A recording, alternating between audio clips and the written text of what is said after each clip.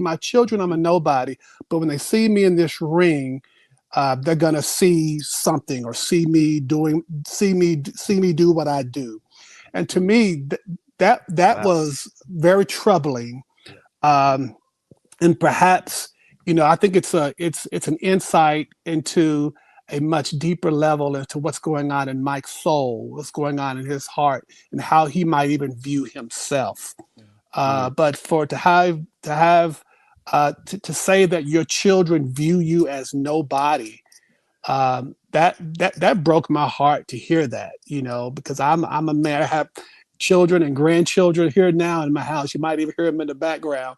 But to walk away with that kind of burden, and to say that across the world, that just was not good. And I think that perhaps is a further insight into his own pain and perhaps what might have driven him to get back into the ring. Well, Dr. Cole, I'm going to ask you about that then. And I'm looking at the comment by Mike, and I'm going to read it here. He says, family's everything. To my children, I'm nobody. But that night, they're going to find out that their father is very special. So the night of the fight, they're going to realize they better watch it the next time they talk crap to me. so maybe it might have been a joke, but at the same time, there's some seriousness underneath all that. And we know that Mike has struggled with mental health through the years, and he's grown quite a bit, though, right? He's grown quite a bit. So Dr. Cole, one of the things I can say is that when I heard that statement, I was thinking about just the challenge of being a father.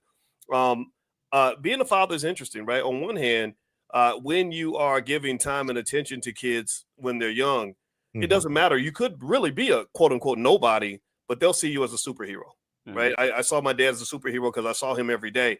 Now, we know Mike at the same time, though, years ago when these kids were born, he was kind of out there just living, right?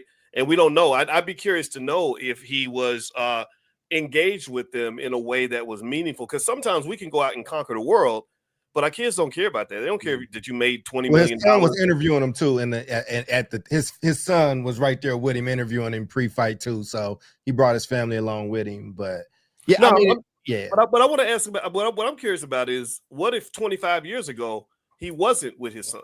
Probably, back in in the robbing giving days and all that, the cocaine days and all that. Sometimes we pay a price for that as fathers. When you're not there when they're little, they remember that. What do you think?